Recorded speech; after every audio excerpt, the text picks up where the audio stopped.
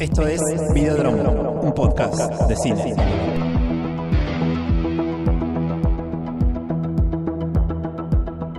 Hoy vamos a hacer una autopsia del vampirismo en el cine. El vampirismo es uno de los grandes mitos y de los monstruos más populares que ha dado el cine, en parte por su versatilidad y en parte por la adaptabilidad que ha tenido a lo largo de las décadas.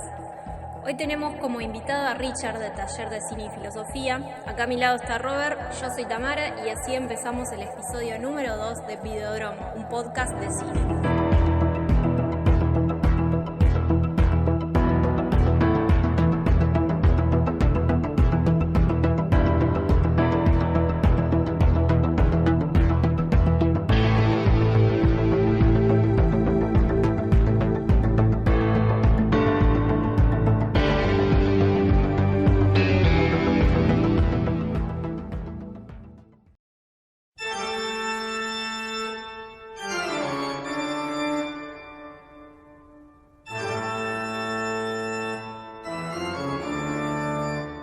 La noche pasada estuve en el reino de las sombras. Si supiesen lo extraño que es sentirse en él.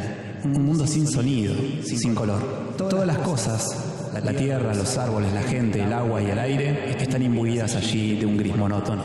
Rayos grises del sol que atraviesan un cielo gris. Grises ojos en medio de rostros grises. Y en los árboles, hojas de un gris ceniza. No es la vida sino su sombra. No es el movimiento sino su espectro silencioso. Este fue un relato de Máximo Gorki, escrito el 4 de julio de 1896, que relata de alguna manera su primer encuentro con el cinematógrafo de los hermanos Lumière. Y es muy interesante lo que plantea, porque automáticamente ya está asociando la pantalla de cine, la imagen del cine, lo que el cine es, con la idea de espectro, con la idea de fantasma.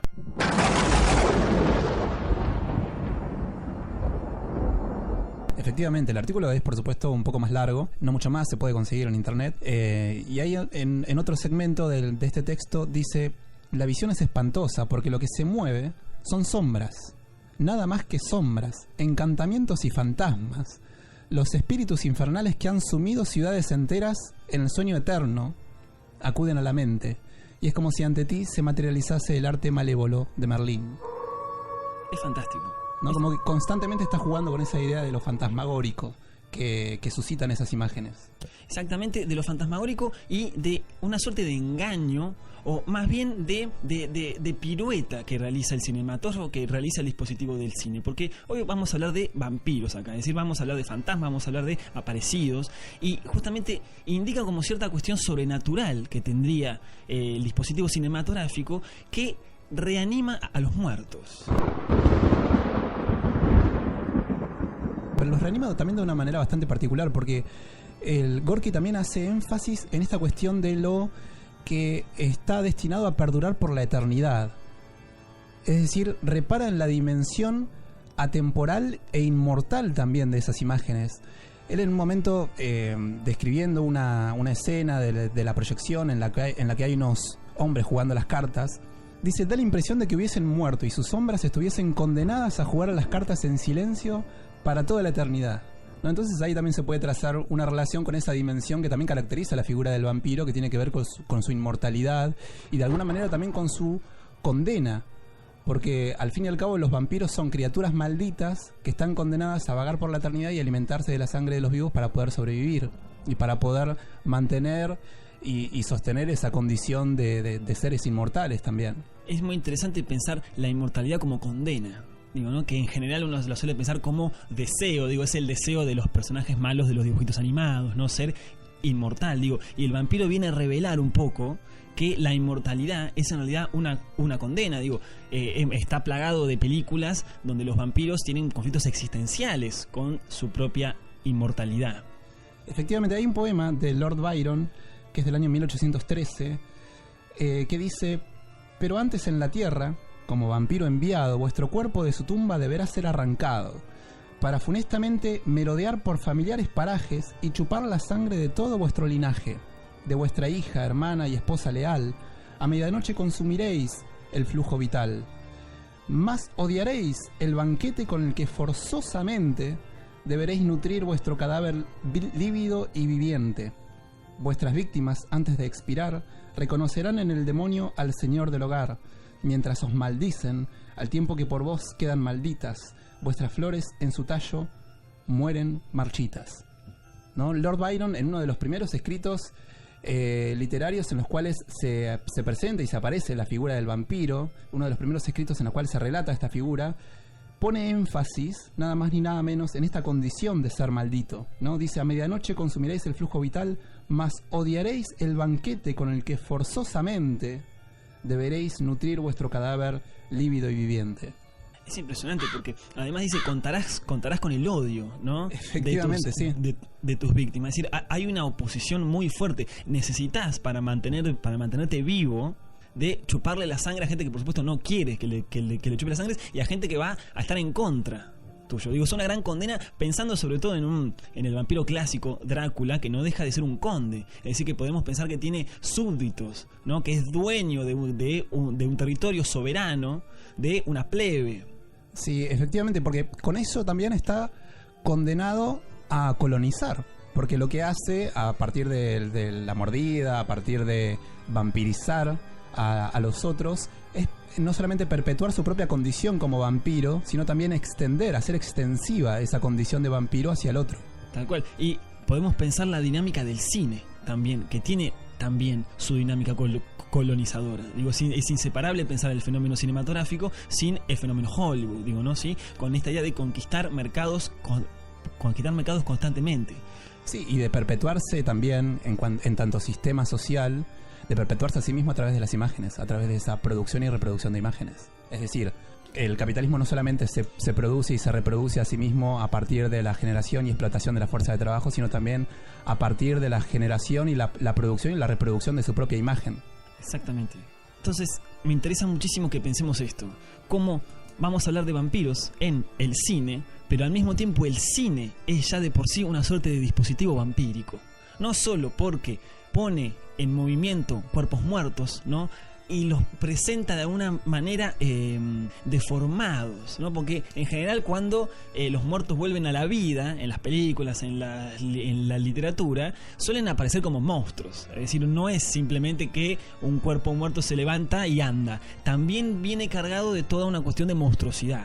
Y algo de eso detalla Gorky en el texto que leíste, ¿no? Porque son sombras, porque parecen condenados. Entonces, me parece muy interesante pensar esto. Vamos a hablar de cine, vamos a hablar de vampiros, pero de alguna manera son indisociables. Son dos. El cine es un dispositivo vampírico y sobrenatural.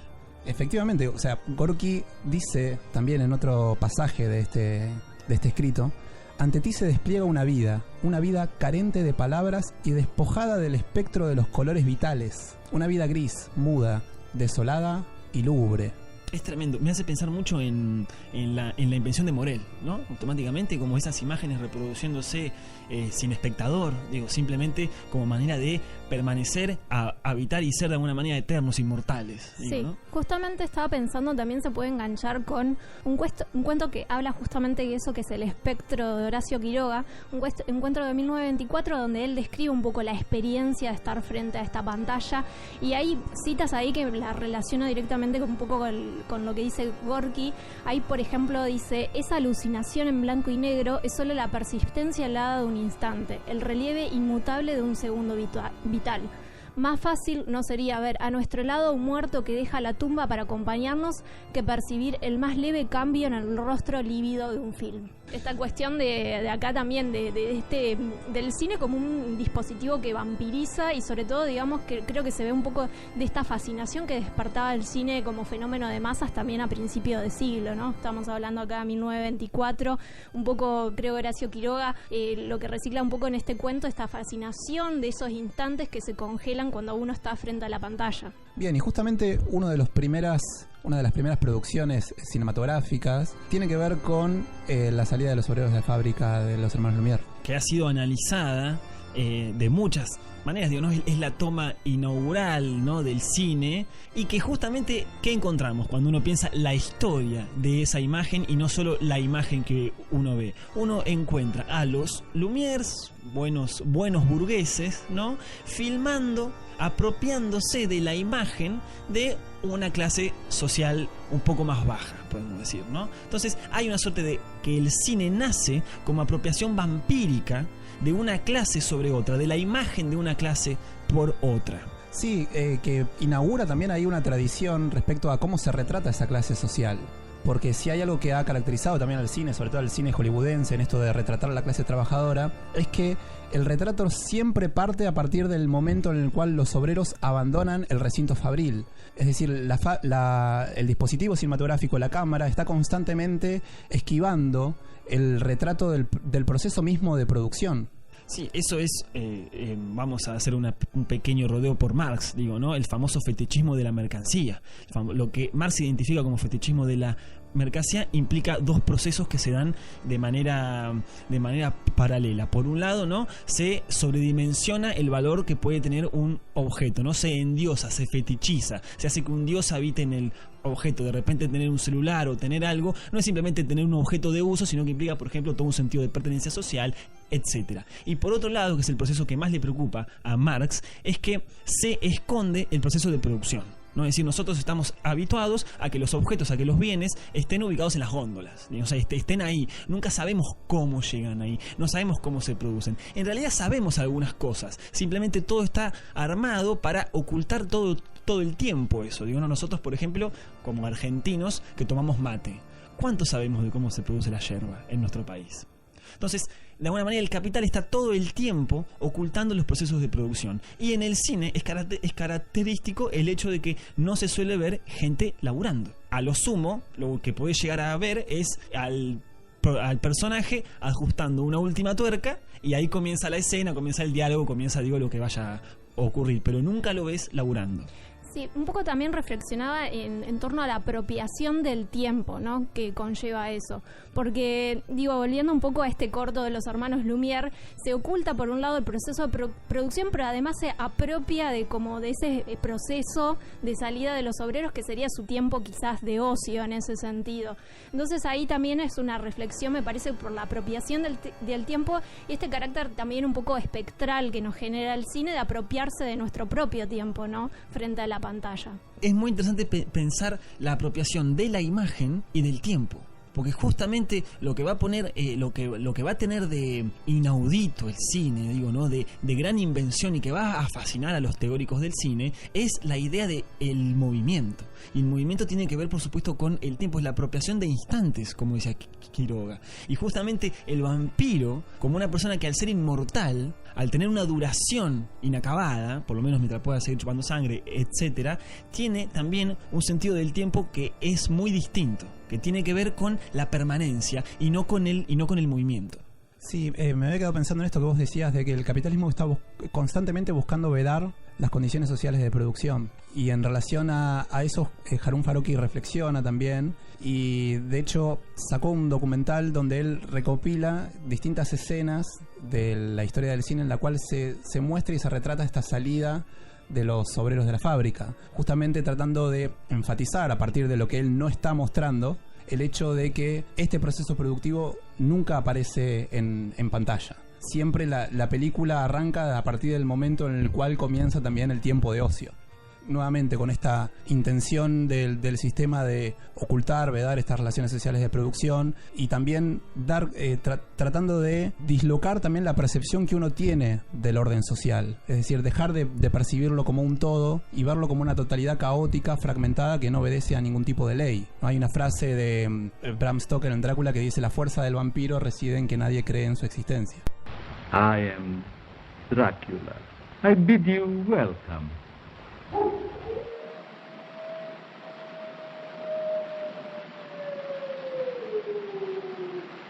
Listen to them, children of the night. What music they make.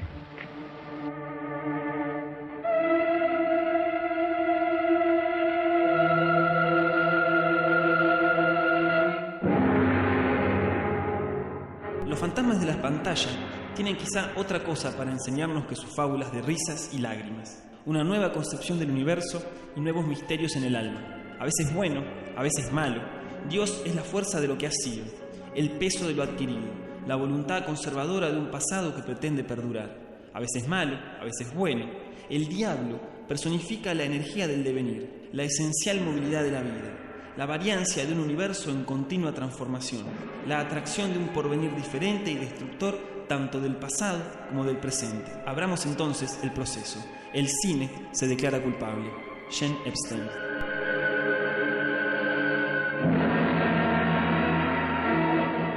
Es una cita de Jean Epstein, que es un teórico del cine, cineasta también de los años 20, francés, que es muy interesante porque él justamente va a encontrar que el cine, estamos hablando de los años 20, donde todavía se están inaugurando muchas cosas y muchas técnicas, él encuentra que, por ejemplo, con la cámara rápida, con la cámara lenta, con la capacidad de poner varias imágenes juntas, encuentra que el cine permite modificar o permite transgredir todas las leyes de la naturaleza, todas las leyes del movimiento, es decir, todas las leyes que ha creado Dios. Y por lo tanto el cine es así un dispositivo del diablo, es un dispositivo maldito, porque transgrede todas aquellas leyes que Dios definió para la naturaleza. Y por eso a él le interesa mucho esta cuestión de el movimiento y la cámara rápida y la cámara lenta, las sobreimpresiones que terminan también intensificando esa sensación de mundo espectral, de mundo de los sueños que plantea el cine. Claro, de mundo fantasmagórico. Y de hecho, bueno, también la figura del vampiro es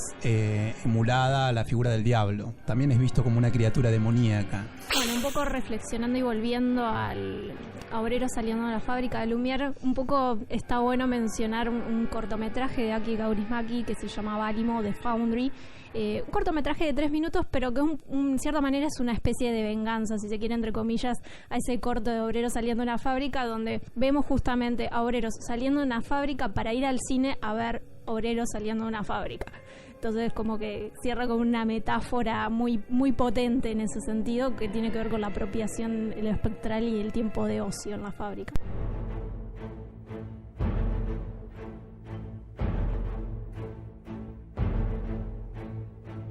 Bueno, siempre hay un método filosófico que es el método socrático, que siempre hay que comenzar a filosofar por lo más sencillo, por lo más simple. Entonces, podemos pensar rápidamente, ¿qué es un vampiro? Bueno, lo primero que podemos decir, y lo puede decir cualquiera, es que son muertos que no han muerto. I'm not dead. I'm undead. Es decir, han muerto, pero de alguna manera no han muerto definitivamente. Viven, pero tampoco es que están vivos, ¿no? El vampiro es un fantasma, ¿no? El fantasma se ubica ahí en lo que Jacques Derrida, un filósofo francés, denomina la estructura del ni acá ni allá. Están en un límite, son un umbral que no termina de estar ni en un lado ni en el otro. Son justamente el límite. Eso es lo propio del límite, lo particular, lo específico de la noción del límite. Entonces, ¿qué podemos decir de los vampiros? Son este tipo de fantasmas, ni muertos ni vivos. En general, la literatura, y el canon indica que hay una sola manera de destruirlos, que es mediante la destrucción de su cadáver. Que a veces se les corta la cabeza, a veces se los quema, a veces se les clava una estaca en el corazón. Ahora bien, los vampiros no son cualquier fantasma, ¿no? Sino que tienen características que los identifican y los vuelven muy particulares. Primero es que no asedian simplemente como la amenaza de un más allá. Es decir, no se trata de una vida después de la muerte que viene por venganza, que viene por justicia, que viene porque es un alma en pena o porque le quedaron asuntos pendientes en este mundo. No, el vampiro implica una amenaza real y concreta, que es que nos pueden chupar la sangre. Es decir, más que atormentar, al estilo de las películas de fantasmas como actividad paranormal, por decir una, lo que hace el vampiro es atacar directamente al cuerpo de sus víctimas. Se los beben, se los comen. No, es un temor que tiene que ver con el cuerpo, ese que nos da el vampiro. Un temor y una fascinación. Entonces, justamente la vuelta del vampiro hecho fantasma, es decir, del cadáver que empieza a moverse de vuelta, que empieza a estar medianamente vivo, implica la otra característica del vampiro, que es no solo la vuelta fantasmática, sino que implica también una metamorfosis de su cuerpo, que en general tiene que ver con lo humano transformado en animal.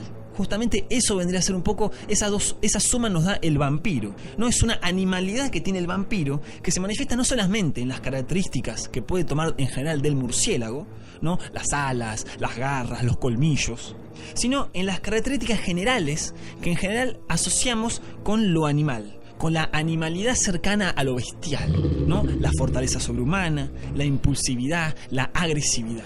Entonces me parece muy interesante, para vincularlo con lo que dijiste acerca de la ley, justamente el vampiro se ubica siempre por fuera de la ley, de la misma manera que el animal y de la misma manera que el soberano, ¿no? Esto lo menciona Jacques Derrida, el filósofo, ¿no? La bestia y el soberano se ubican más allá de las fronteras de la ley.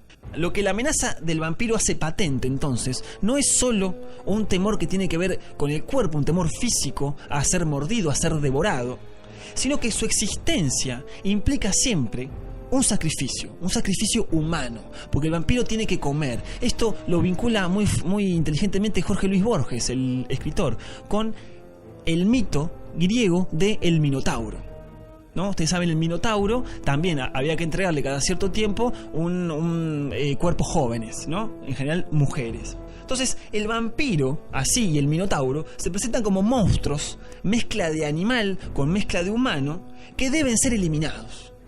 Que deben ser eliminados no solo porque son el mal, no solo porque están mal, no solo porque hacen el daño, sino porque justamente para no convertirnos nosotros en víctimas, en cuerpos devorados, y fundamentalmente para no convertirnos nosotros en vampiros.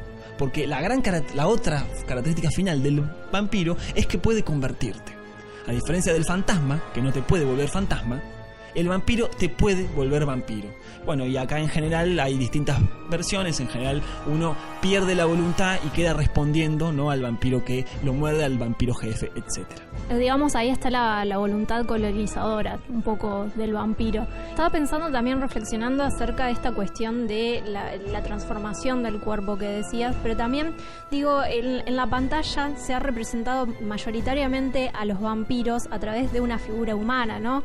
Por así decirlo, como para disminuir su potencial de amenaza y poder justamente perpetrar, digamos, sus ataques o su necesidad de sangre. Me parece que es como bastante representativo esta cuestión, salvo quizás Nosferatu, que tiene, digamos, justamente una figura quizás más rozando a lo animal, esta cuestión de disfrazarse, si se quiere, de humano para poder colonizarte, en ese sentido.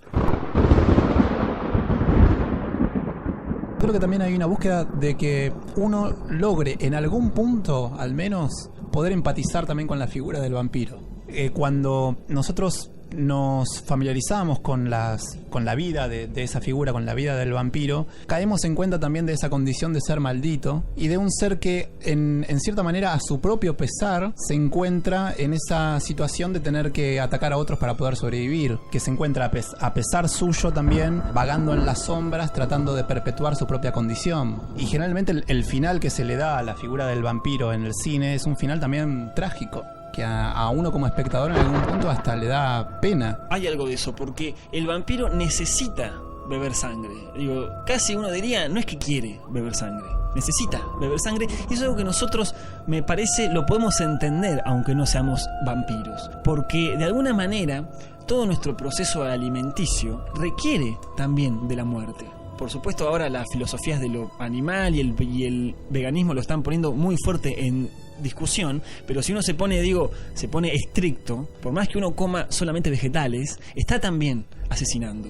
Digo, la vida se nutre de la muerte. Necesitamos todo el tiempo devorar cuerpos muertos para poder seguir viviendo. Entonces, creo que podemos empatizar con la figura del vampiro, porque nos recuerda todo el tiempo que por más, ¿no?, que sigamos pensando que a nosotros humanos nos identifica la razón, nos caracteriza el logos, no dejamos de tener un cuerpo que es animal. Y justamente creo que los vampiros han economizado, digamos, esas necesidades, ese deseo que tienen por la sangre, ¿no? Digo, en esto de buscar, perpetrar, moverse a diferentes lugares y perpetuarse, digamos, también en el tiempo en aras, digamos, de conseguir justamente esa fuente de alimentación.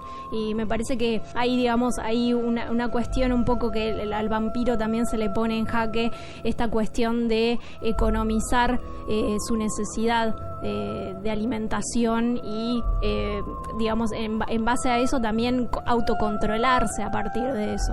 Exactamente, lo de autocontrol es fundamental, porque cuando uno va a pensar esta figura trágica que presenta Rowe acerca del vampiro, me parece que tiene mucho más que ver con una idea romántica Digo, cómo el romanticismo empezó a ver el vampiro, que quizá nosotros somos un poco hijos de eso, pero no siempre fue así. Digo, cuando uno se pone a analizar algunos mitos antiguos en torno a figuras, digo, que devoraban la carne o devoraban la sangre, no tenían nada de tragedia. Digo, eran simplemente malos, eran, digo, encarnaciones del mal.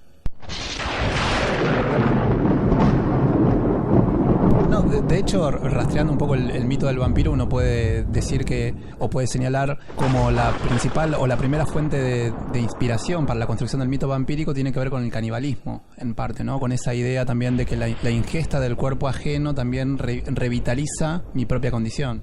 Exactamente, pero y que podemos vincular con esto que dice Tama, es decir, la idea de razón, la idea de logos, la idea, esto lo comenta un filósofo italiano que se llama Roberto Espósito, a través de un libro fantástico que se llama El dispositivo de la persona, como la idea de persona, la idea de razón, la idea de logos se implementa justamente a través de un control de las partes animales, fundamentalmente de un autocontrol. Persona es el que de alguna manera es soberano de sí mismo, que puede decidir, que puede controlar todos sus impulsos animales. Y en general, ¿no?, lo que se relaciona a la animalidad implica justamente esta ausencia de control. Y ahí establece, bueno, él dos diferencias fundamentales, digo, ¿no?, entre los que son personas y los que no lo son. Los que no llegan a entrar a esa categoría porque están presos de un presente absoluto en el cual solo quieren sus deseos instantáneos, ¿no? Para pensar un poco en la realidad política argentina.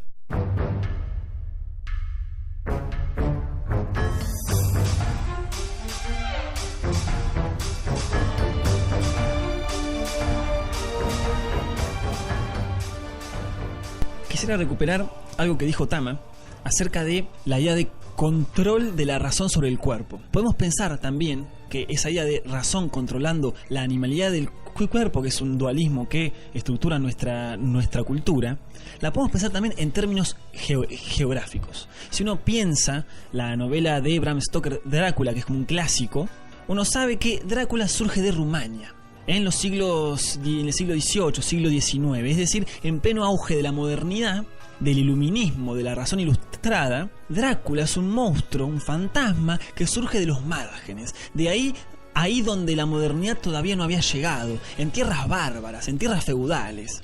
Entonces, justamente parte del misterio y del horror tiene que ver con esta incapacidad que tiene la razón para poder asimilar en su propia estructura lo que Drácula representa. Y esto a mí me hace pensar mucho en un cuento de Lovecraft que se llama justamente Lo Innombrable.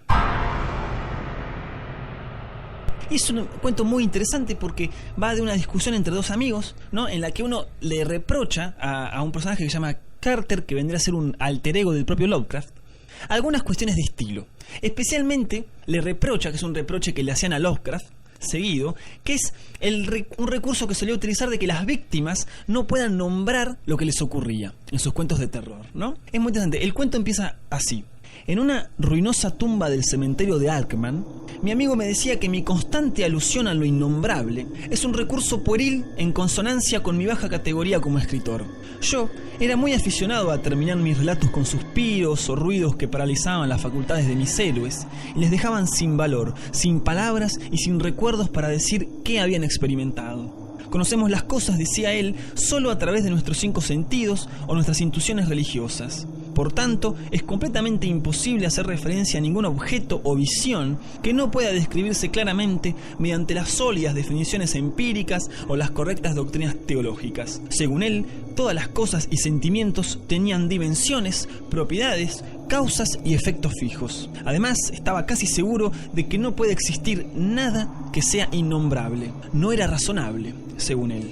Pero hacia el final del relato, que resumo violentamente y que incluye un cuento dentro de otro cuento, los dos son derribados de repente por lo que Lovecraft describe como una ráfaga de aire fétido y glacial procedente de la misma espantosa dirección, seguida de un alarido penetrante que brotó junto a mí, de aquella tumba agrietada de hombre y monstruo. Un instante después fui derribado del horrible banco donde estaba sentado por el impulso infernal de una entidad invisible de tamaño gigantesco, aunque de naturaleza indeterminada. Caí cuán largo era en el moho trenzado de raíces de ese horrendo cementerio, mientras de la tumba salía un rugido jadeante y un aleteo, y mi fantasía se valía de ellos para poblar la oscuridad con legiones de seres semejantes a los deformes condenados de Milton. Se formó un vórtice de viento helado y devastador, y luego hubo un tableteo de ladrillos y cascotes sueltos, pero misericordiosamente me desvanecí antes de comprender lo que ocurría. Entonces, después, el tipo se despierta en un hospital, donde está también el amigo, y el amigo le dice al narrador, y estas son las palabras final del cuento: Carter estaba en todas partes. Era una gelatina, un limo. Sin embargo, tenía formas, 1000 formas espantosas e imposibles de recordar. Tenía ojos, uno de ellos manchado. Era el abismo, el maelstrom, la abominación final. Carter era lo innombrable. La moraleja es clara, ¿no? Y sencilla, ¿no? El narrador, el propio Lovecraft, de alguna manera termina probando su punto, ¿no? Existe lo innombrable y justamente no se puede nombrar. Entonces, de alguna manera, lo que plantea Lovecraft es que al mismo tiempo nunca podemos dejar de intentar esta paradoja de intentar nombrar lo innombrable, ¿no? Como él mismo lo dice, una entidad invisible de tamaño gigantesco, lo cual es una genialidad literaria absoluta. Entonces, lo que me parece a mí es que Lovecraft pone el énfasis en cierto límite del lenguaje. Como dice Alejandra Pizarnik, las palabras dicen lo que dicen más y dicen otra cosa. Justamente, ¿por qué? Porque a veces hay que intentar decir aquellos para lo que las palabras no nos alcanzan. Pero Lovecraft habla también, y esto es quizá lo que más nos interesa, del concepto de innombrable y de su afinidad con las sensaciones del miedo y del terror. Lo que no se puede nombrar es justamente aquello que escapa a las coordenadas de nuestra realidad ordinaria, que se resiste a ser percibido en su totalidad, y por eso significa una amenaza potencial a lo que entendemos por realidad. El nombre, la capacidad de nombrar, es lo que nos permite adentrarnos sin peligro en la realidad, inspeccionarla, estudiarla, pensarla cotidiana, habitual, controlarla. Así puede entenderse el nombre como control, como arma con la cual nos sostenemos en el mundo. El nombre, de alguna manera, significa siempre familiaridad. Y la pérdida del nombre implica siempre la pérdida de la identidad personal. Y ese es quizá el mayor peligro que enfrenta nuestra alma. Y podemos pensarlo esto a la luz de 2 películas. Una es El viaje de Chihiro, ¿no? Donde uno de los peligros que enfrenta Chihiro en ese mundo fantástico es justamente no olvidarse su nombre real. Porque una vez que se olvida su nombre, cuando ingresa a trabajar al hotel Sauna, ¿no? Es nombrada, es bautizada con un nombre nuevo, y la advertencia es: no te olvides tu nombre original, porque una vez que lo olvides no vas a poder volver a ser quien eras. Y por otro lado, podemos pensar a través de la saga de películas y de libros de Harry Potter, donde justamente el malvado, el enemigo, el némesis, que es Voldemort, también se lo llama lo innombrable, justamente como una manera de mostrar el respeto y hacer evidente el terror que implica el solo hecho de nombrar. Nombrarlo es traerlo a la presencia, es intentar establecer una familiaridad que es imposible. Por lo tanto, la pérdida del nombre y su fundamento de control es precisamente, me parece, donde se ancla el terror que nos producen los vampiros. Sí, también por fuera de esa imposibilidad de nombrar algo, de categorizar algo, de establecerle una nomenclatura, se encuentra la locura, ¿no? Y justamente ese suele ser el resultado del destino fatídico de los personajes que habitan los relatos de Lovecraft, ¿no? Al encontrarse con esa situación de indefinición ante esa criatura innombrable, lo que termina dando como resultado es justamente la caída en la locura, la pérdida de conciencia por parte de los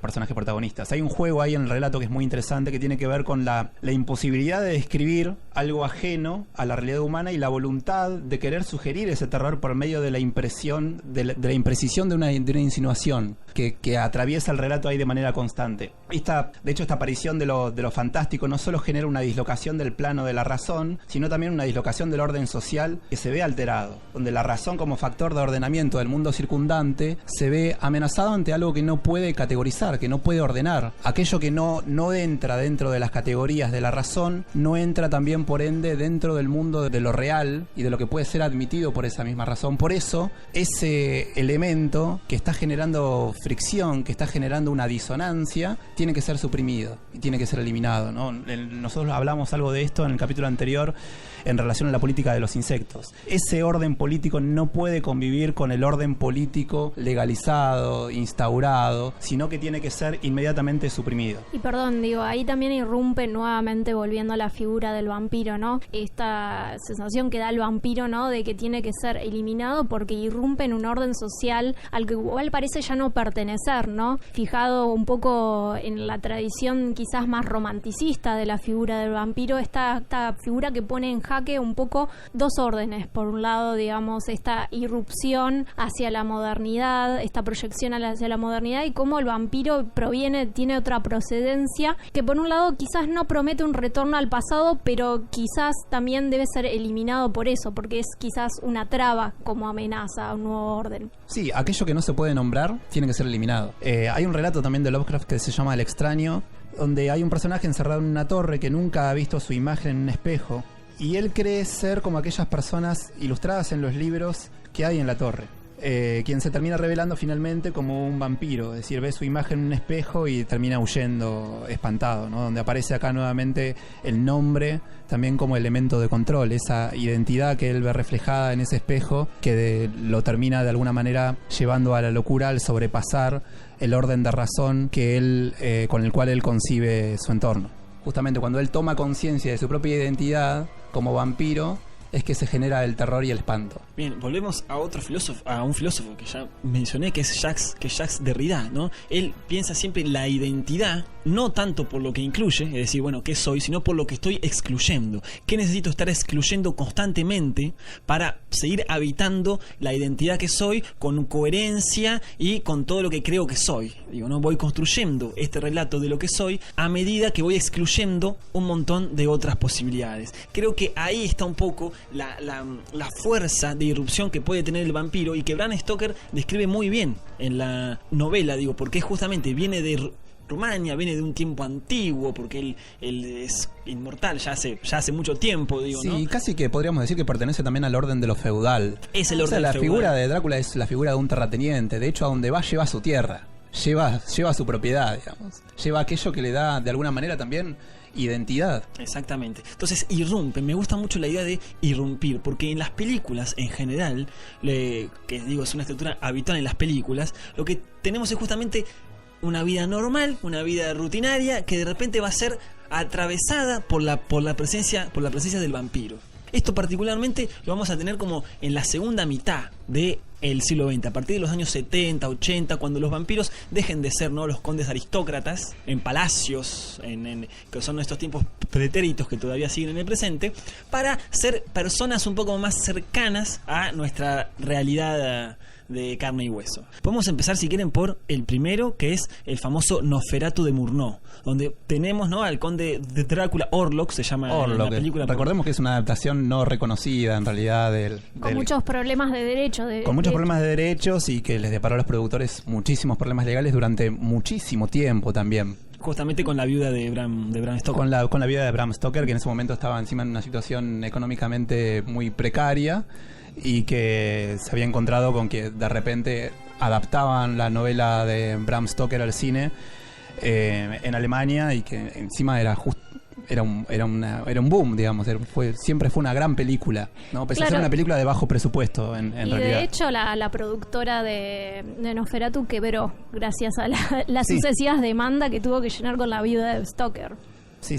Pero es notable como eso, es una película que generalmente se la suele encasillar, ¿no?, dentro del expresionismo alemán, pero si uno recorre, por ejemplo, la geografía de esos espacios que se relatan en la película, uno ve poco de eso. A uno le hablan, por supuesto, de expresionismo, y inmediatamente lo primero que se le viene en la cabeza es el gabinete del Dr. Caligari o el Golem, y esos escenarios angulosos, y todo ese enorme trabajo de puesta en escena que en Nosferatu no está. De hecho, como decía anteriormente, fue una película que se rodó con un presupuesto escaso y que se tuvo que filmar por eso mismo mayormente en exteriores, lo cual supuso una novedad también en ese momento, ¿no? Pero cabe remarcar estas cosas, ¿no? Primero que nada, es una adaptación de la novela de Bram Stoker no reconocida, que no pagó derechos, digamos, por esa adaptación, y que por otro lado fue una película de bajo presupuesto, enmarcada sí dentro de la corriente del expresionismo alemán, pero que tiene la particularidad de ser rodada mayormente en exteriores y no apelar a la construcción de escenografías propias quizás de películas de género. De hecho,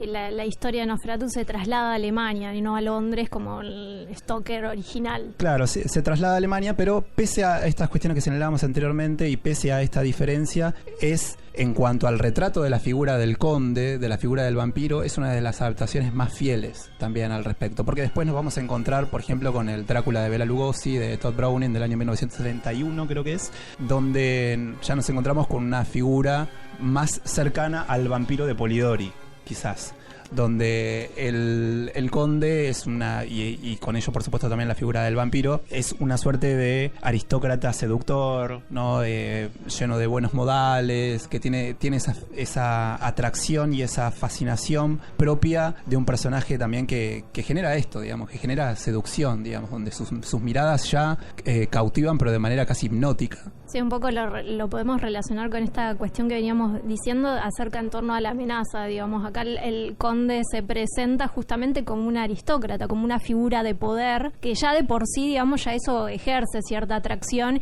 y no quizás, entre comillas, como un monstruo proletario, por así decirlo. Es una figura que emana poder, atracción, y esto creo que ha sido, digamos, uno de las figuras más representativas o de lo que ha quedado, digamos, en el imaginario acerca de Drácula y del vampirismo en general, ¿no? Pero que en el Conde Orlok hablamos de una criatura monstruosa, donde a medida que encima avanza la cinta, que avanza la película, esos rasgos monstruosos también se van acentuando más. Sí, entonces ya tenemos dos tipos de vampiros. Por un lado la cuestión más monstruosa de Orlok, por otro lado el vampiro que quedó, como vos bien decís, que trascendió como definición de vampiro, por más que solo sea un tipo que es el vampiro de Bela Lugosi, que es el vampiro de Polidori. Y que de alguna manera después, estamos hablando de años 30, después cuando la Hammer reactive de vuelta las películas de vampiros de la mano de Christopher Lee, sí, se recupera también esa visión de vampiro cambiada, no tan teatral, en color, pero que mantiene esta idea de conde, aristócrata, seductor, pero le introduce un elemento que es cierta fortaleza, cierta agresividad, ciertos impulsos que el personaje de Bela Lugosi, más teatral, más refinado, no tiene. Efectivamente, hablábamos de la película de La Hammer de Terence Fisher, es el director, la película es del año 1958. This is the story of Dracula, a creature who destroys all whom he touches. Dracula the terrifying, the feared, who sleeps in the tombs of the dead by day and arises at night to inflict his terror upon the innocent and the unsuspecting. Hay algo muy interesante que hace Fisher y la Hammer en general, no solo en la película de Drácula, sino en toda la seguidilla de películas dedicadas a vampiros. Sí, recupera el elemento de lo gótico. Que ¿no? recupera el elemento. Tiene un rasgo ahí, una impronta que es fuertísima. Digamos, en un periodo, estamos hablando ya de fines de los 50, principios de los 60 y demás, donde se consideraba que lo gótico estaba más bien en decadencia, ¿no? De alguna manera también Psicosis, la película de Hitchcock del año 59, es una película bisagra, ¿no? En esto de ya el terror deja de estar ambientado en los grandes castillos o en las grandes mansiones para ir a centrarse directamente dentro de del entramado urbano, ¿no? de las grandes ciudades. Por más que la película por supuesto tenga lugar en un hotel por fuera de la ciudad y demás, hay como una cuestión de o una intención de quebrar con esa ambientación gótica. Sí, el personaje de Bates, digo, no es un monstruo, es un tipo común y corriente, ¿no? Efectivamente, sí. La película, insisto con esto, es un híbrido también, marca un pasaje, porque hay elementos de lo gótico. Cuando se lo va a ver a Norman Bates a la habitación, el decorado de ese espacio es un decorado gótico. Los animales, por ejemplo, disecados, proyectando sombras sobre el techo. Hay una presencia ahí de todos esos elementos que hacen la construcción atmosférica del terror gótico.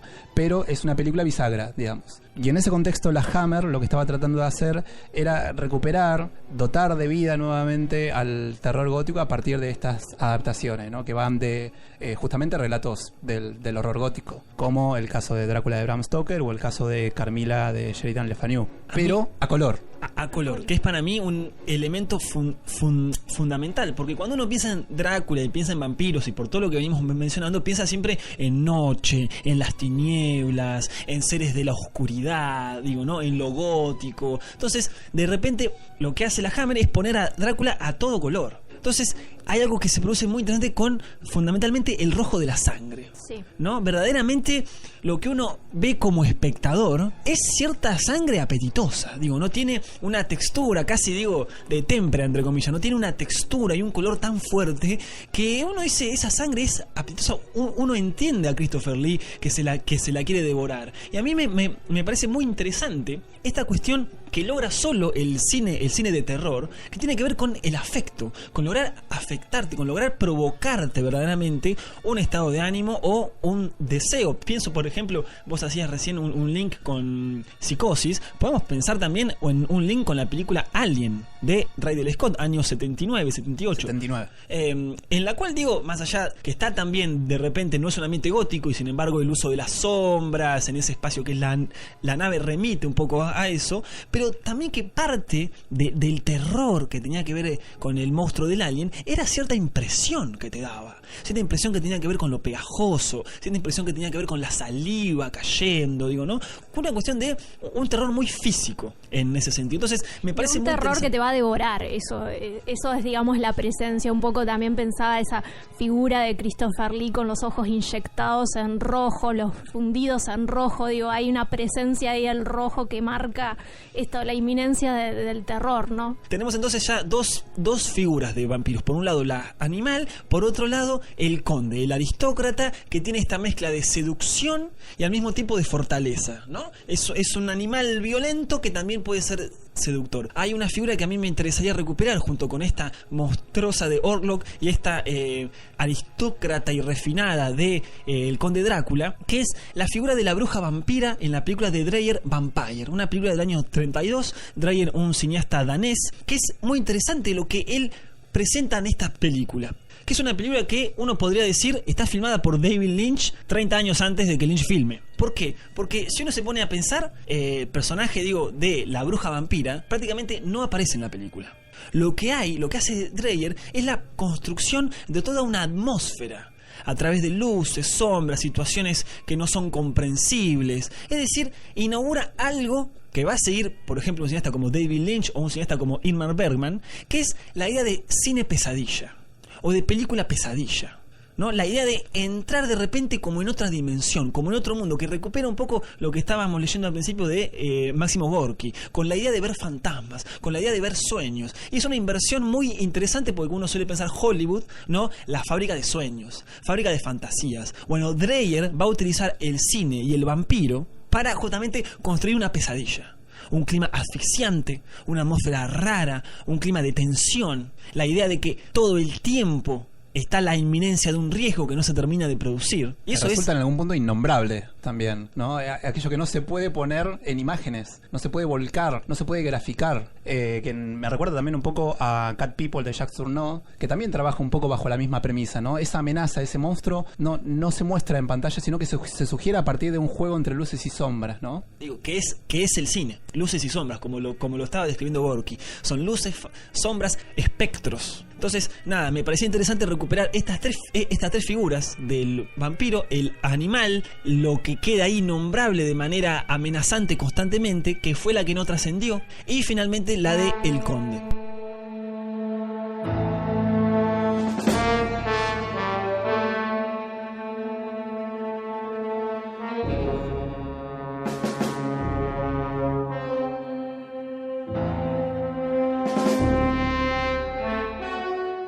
Aunque el mito del vampirismo estuvo siempre relacionado con la sexualidad, es recién a fines de los años 60 en el cine y en particular de la mano de la legendaria productora de la Hammer que se comienzan a relacionar ambos temas más o menos explícitamente en una serie de films, una serie de películas, que se empiezan a producir cuando los intereses de la Hammer, que estaban hasta ese entonces cómodamente asentados en los 60 y principios de los 70, en su mayor parte gracias a Terence Fisher y esta labor que se habían propuesto de rescatar de alguna manera los monstruos de la Universal, tanto Frankenstein, la momia, el propio Drácula, protagonizado por Christopher Lee en una serie de películas, se comienza también a vislumbrar cierta decadencia también o cierta crisis en la productora, y el que viene a rescatar, a salvar a la productora de esta crisis es nada más ni nada menos que Joseph Sheridan Le Fanu con su relato Carmilla, para dar lugar a lo que después pasó a conocerse como la trilogía de los Karnstein, que es una serie de 3 películas de terror de temática vampírica producidas entre 1970 y 1971 que tienen como nexo común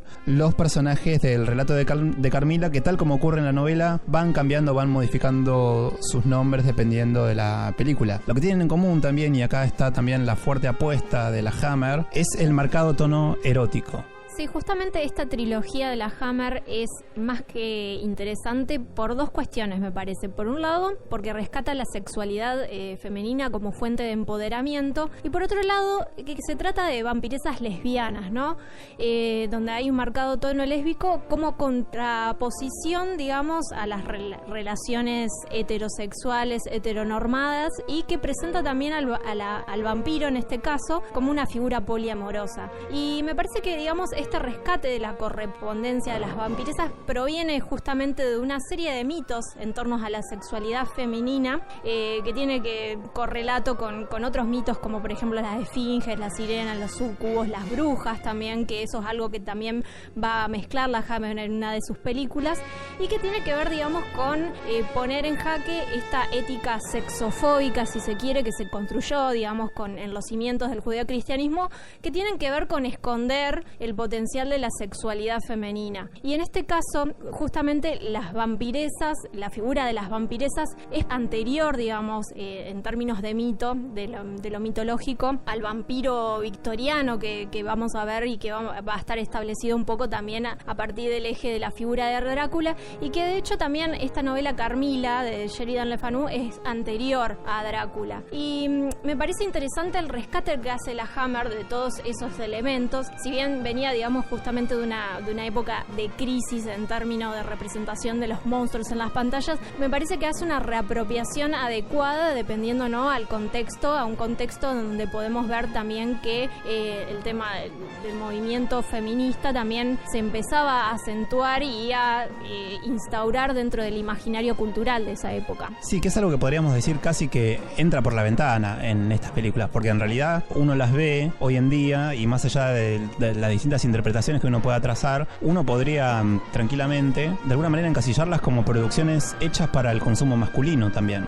Sí, de hecho hay un rescate que hace Alexandra Heller Nicholas, que es una editora de Senses of Cinema, que dice que si bien puede, digamos, haber sido orientado al goce masculino, al consumo del público masculino, al consumo del público masculino, lo que tiene de interesante es que a la vez, quizás también, como decís, un poco entrando por la ventana y como efecto colateral, representa la figura de poder de las mujeres, en este caso representadas en vampiresas, y que por un lado, como decía anteriormente, tienen que ver un poco con el rescate de la sexualidad como forma de empoderamiento, y por otro lado presentar algo más allá de la heteronorma.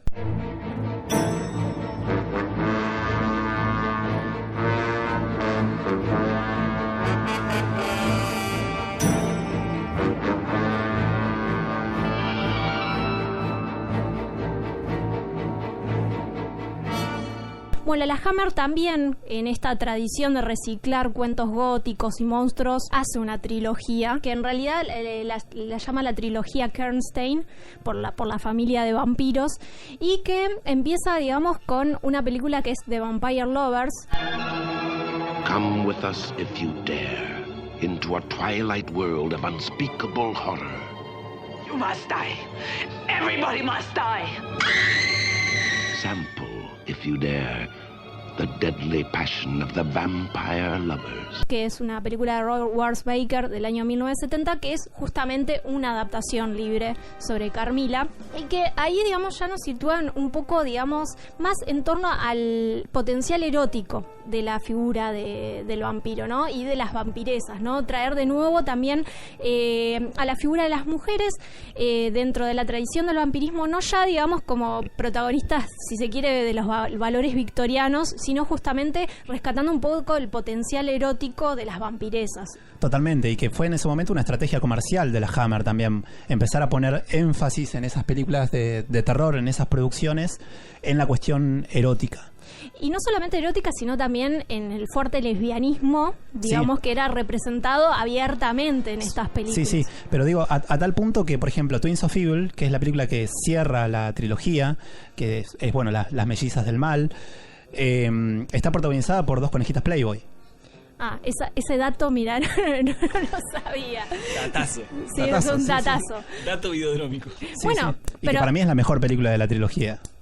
Dicho sea de paso. Podemos discutirlo. A mí The Vampire Lovers me gusta mucho, pero justamente porque juega abiertamente con esta, digamos, con el potencial erótico de la figura y del lesbianismo también, y que también, digo, hay muchas interpretaciones en torno a Carmila, la novela, que tienen que ver, digamos, con este potencial erótico. Entonces, me parece que esta película, justamente, más allá, digamos, de hacer una adaptación libre de la novela, lleva un poco más más allá de los límites de esta premisa de la seducción, y se mete, digamos, también en torno a las fantasías, ¿no?, que generan los vampiros, que es algo que también después vamos a ver un poco en la película de Drácula de la versión de Coppola, ¿no? Esta cuestión de que los vampiros se te meten en los sueños a través de fantasías, y en el caso de Vampire Lovers, Carmila se personifica en fantasías eróticas, ¿no? Un poco veníamos hablando de esta cuestión de Cat People, esta cuestión de ella representada como una pantera, ¿no?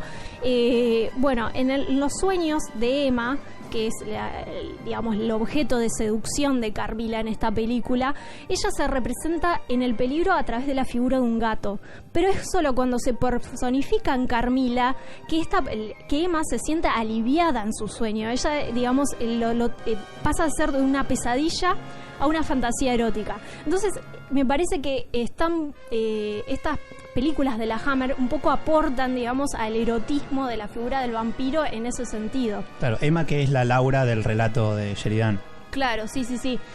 Vendría a ocupar ese papel. Entonces, acá, digamos, las fantasías parecen dirimirse entre las pesadillas, pero se convierten en algo erótico. Y no solo eso, sino va más allá en que Carmila, en esta película, la figura de Carmila, ataca a hombres, pero seduce a las mujeres. Entonces, como que tiene ese juego de ataque y seducción, digamos, en el ámbito de su propia casa, y que también, además, presenta a los vampiros como amantes poliamorosos, ¿no? Porque Carmila seduce a todas las mujeres de la casa, ataca a los hombres, y quienes los hombres también acá se presentan con la persecución hacia la figura de Carmina en torno a su belleza, ¿no? A esta cuestión de relacionar la belleza y la seducción como un símbolo de maldad, que es un poco también es algo que va a retomar Twins of Evil, ¿no? Con esta dicotomía que se traza en torno a la figura de 2 hermanas, que una representaría el bien, el puritanismo, y la otra la maldad encarnada en la belleza desatada, digamos, a través justamente de la atracción del conde Karnstein. The devil has sent me twins of evil. Sí, que más allá de esta dualidad o dicotomía entre las 2 hermanas, que por supuesto es fundamental y es uno de los pilares en torno al cual se erige y se construye la película, hay ahí una ambigüedad constante también respecto de dónde se ubica el bien en la película y dónde se ubica el mal, que generalmente en las películas de terror y sobre todo en las películas que están centradas en el horror gótico, nosotros tenemos el enfrentamiento ahí marcado entre 2 bandos bien diferenciados, y en este caso en la película se mantiene una ambigüedad constante en relación a esto. De hecho, tenemos por un lado, por supuesto, estos 2 vectores del enfrentamiento, que son 2 mellizas, en realidad gemelas, una que por supuesto representa la bondad, y acá aparece lo virginal también asociado a esa bondad, a esa pureza, y por otro lado tenemos a la otra melliza, que es la que se encuentra constantemente atraída por el mal, digamos, y la que tiene un perfil más sexual. Pero es una película que toma estos dos elementos centrales que tienen que ver con las figuras de las mellizas y esa dicotomía que se da entre ambas, para después establecer una combinación eficaz de dos temáticas que son centrales, que tienen que ver con el vampirismo y el fundamentalismo religioso. In old Gothic Europe, they had two burning passions: witch hunting and devil worship. De hecho, la película es una crítica encubierta hacia ese fanatismo, y para ello se despliegan, por supuesto, todos los recursos y artilugios de lo vampírico liberal que los ponen a jugar en contraste con ese tipo de ideología. De hecho, Peter Cushing, que bueno, es dicho sea de paso el protagonista o uno de los protagonistas de la trilogía, da vida a un ultrafanático religioso que quema mujeres, que quema jóvenes solo por el hecho de ser atractivas. Seek out the devil worshippers by burning them! Solo por el hecho de encontrar en eso algún atisbo de sexualidad. Peter Cushing ahí justamente representa la figura de un inquisidor, y también es relevante porque mezcla estas dos cuestiones, ¿no? Las vampiresas, demonios, las brujerías, digamos, todo un cúmulo de representaciones cuasi medievales en torno a la sexualidad femenina, que un poco veníamos diciendo en esta cuestión de qué rol cumplen dentro de la mitología todas estas monstruosidades, y que tienen que ver obviamente con la sexualidad femenina. Y también estaba pensando en que hay una impronta, si se quiere, quizás como decíamos anteriormente, medio entrando por la ventana, de alejar el imaginario de las mujeres que se han representado en el vampirismo fuera de la mujer victoriana, ¿no? Que un poco es una impronta que había legado el romanticismo, un poco que se veía también a partir de la figura de Drácula, y también una impronta de como decíamos, de alejar este imaginario de las mujeres de los valores victorianos, y también un poco del rol de cuidadoras o de actrices secundarias, para darle un rol más centralizado en el poder y en torno a la seducción como un arma de poder, ¿no? De estas vampiresas. Y nos queda hablar de Lust for a Vampire, que acá se le puso el nombre de Ataúd para un vampiro, por lo menos ese fue el nombre que se le dio al mundo de habla hispana, que no tiene nada que ver, es la lujuria por un vampiro. Es la continuación de The Vampire Lovers, que iba a ser dirigida en su momento por Terence Fisher, pero que finalmente no pudo porque tuvo un accidente y se rompió una pierna. Y la dirección terminó cayendo en Jimmy Sangster, que había trabajado como guionista para Fisher en dos de los grandes clásicos de la Hammer, que son La Drácula del 58 y Las Novias de Drácula, que es una película del año 1966, que a mi entender es como la más floja de la trilogía, que tuvo varios problemas ahí al momento de su rodaje y demás, que más allá de este cambio de director que se tuvo que realizar a último momento, que para empezar su lesbianismo, que era uno de los aciertos para mí en la película de Roy Ward Baker, se modifica acá y se lo cambia por la bisexualidad. Con esta película la historia se traslada a un colegio de señoritas e incorpora la innovación de una relación amorosa entre la vampiresa protagonista y un escritor que trata de salvarla de su naturaleza monstruosa. Welcome to the finishing school, where they really do finish you. Y por ejemplo, en Vampire Lovers, ahí la figura de Carmila es castigada por su belleza, digamos, y ahí también está la presencia de los protagonistas, que son la Inquisición, como vos decís, son figuras religiosas, ¿no? Las que al fin y al cabo llevan, digamos, la contra a estas figuras vampíricas. Claro, y también hay un énfasis ahí puesto en el amor lésbico y casi un rechazo a las relaciones heterosexuales, que es algo que también se ve con fuerza en Las Hijas de la Oscuridad, que es una película de Harry Kimmel del año 1971, es una película belga, también con cierto componente de lo erótico y centrada nuevamente es una suerte de adaptación libre de la novela Carmila de Sheridan Le Fanu.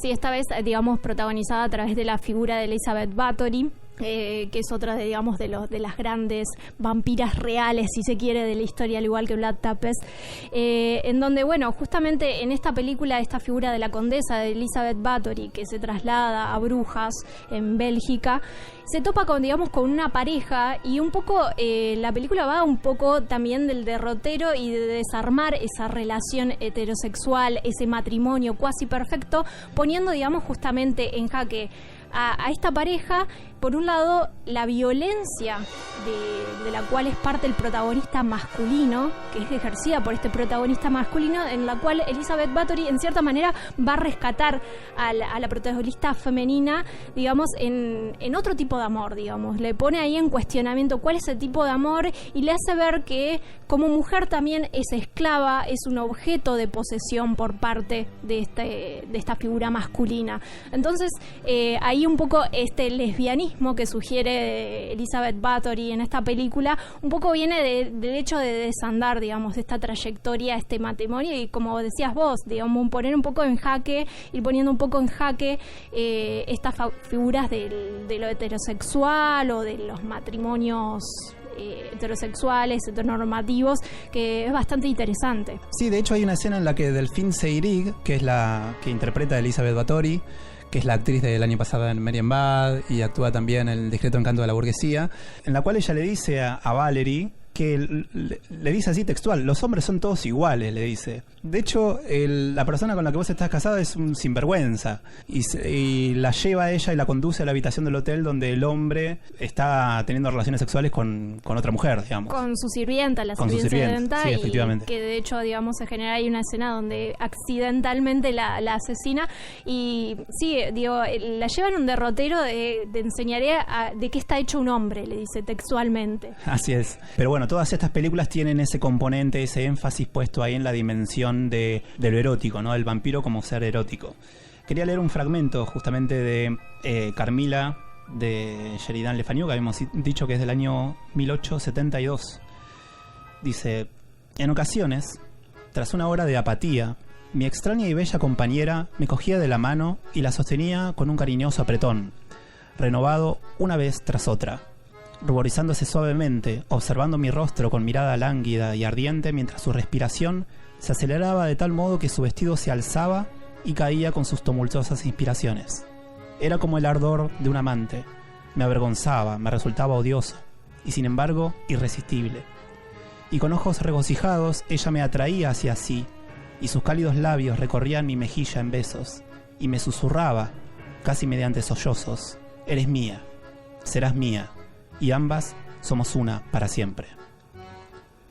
Novela que en su momento debe haber supuesto casi un escándalo, ¿no? Por la cuestión del lesbianismo y por esta carga erótica también muy fuerte en este relato corto. Hay algo interesantísimo en la historia de la sexualidad de Michel Foucault, que él justamente se propone pensar cómo en la modernidad se instaura todo un conocimiento sobre lo sexual, que es justamente la ciencia sexual, que es interesante para recuperar todo esto que están diciendo a la luz de esta cuestión histórica y geopolítica de pensar la modernidad frente a aquello que la amenaza. Bueno, dos de los dispositivos que Foucault encuentra que se instauran en la modernidad son, por un lado, la histerización del cuerpo de la mujer, es decir, pensar que el cuerpo de la mujer está saturado de sexualidad, que por lo tanto hay que ir a corregir eso, a controlar eso. De niña hay que acomodarla, porque si no el cuerpo de la mujer se va a ir cargando de sexualidad hasta que explote, hasta que se vuelva loca.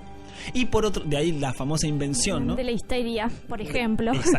Exactamente, ¿no? Esa es la definición de histeria. Y por otro lado, todo un dispositivo estatal para empezar a legitimar y promocionar todas las actitudes procreadoras, le llama Foucault, es decir, todo ese tipo de beneficios impositivos, bonus en los sueldos, etcétera, a aquellas parejas que tengan hijos.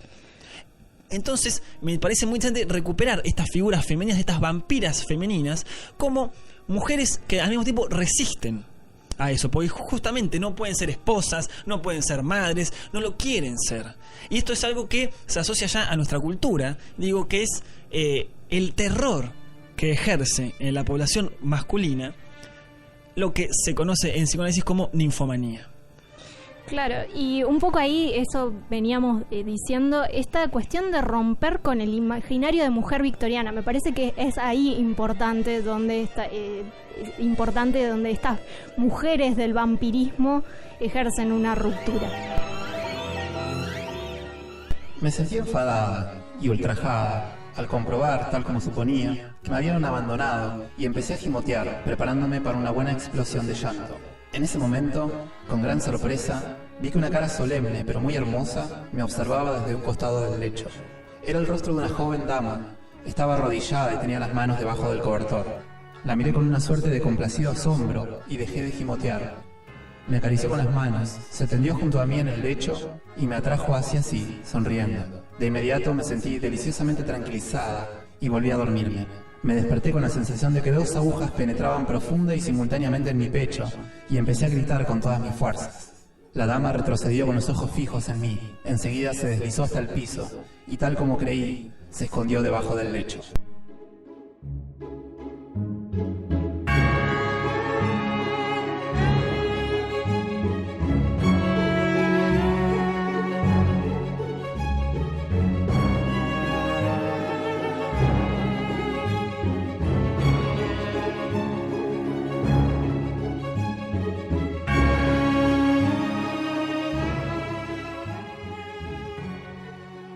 La filosofía emperista de Edmund Burke, que es un filósofo británico, las pasiones humanas tienen su origen en distintas afecciones corporales y se pueden clasificar en torno a 2 grupos: las que pertenecen a la autoconservación y las que pertenecen a la sociedad.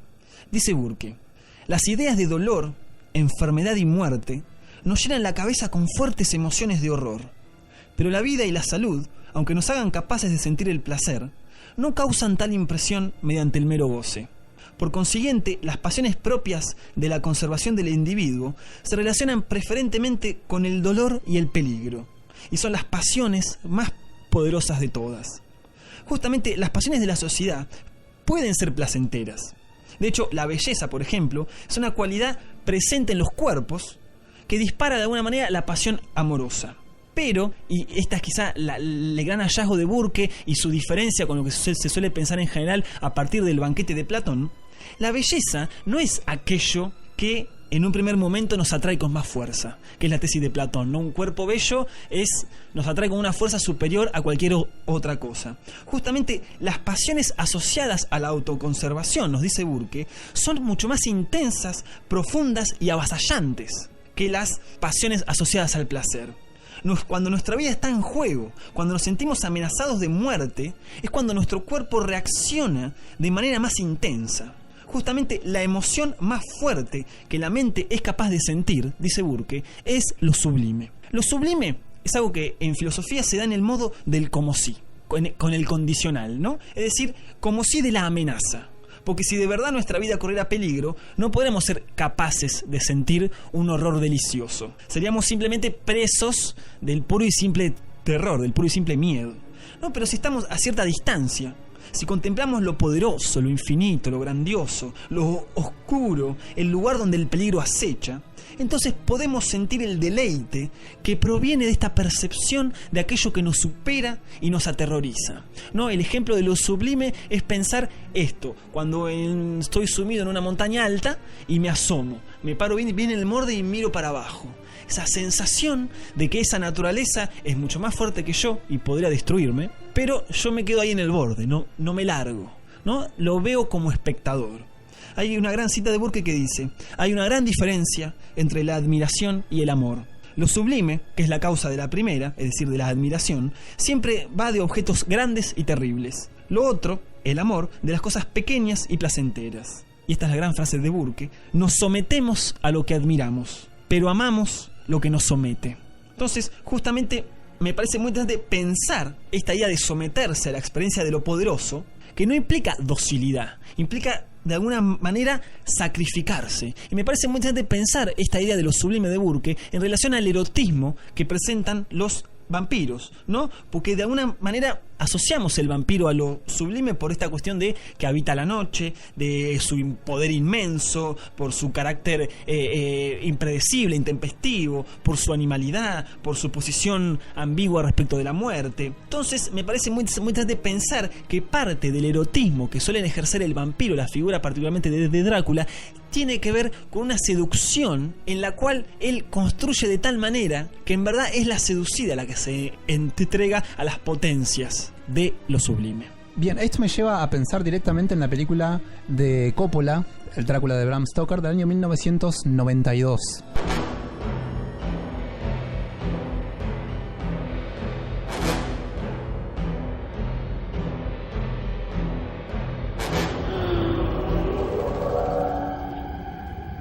welcome to my home.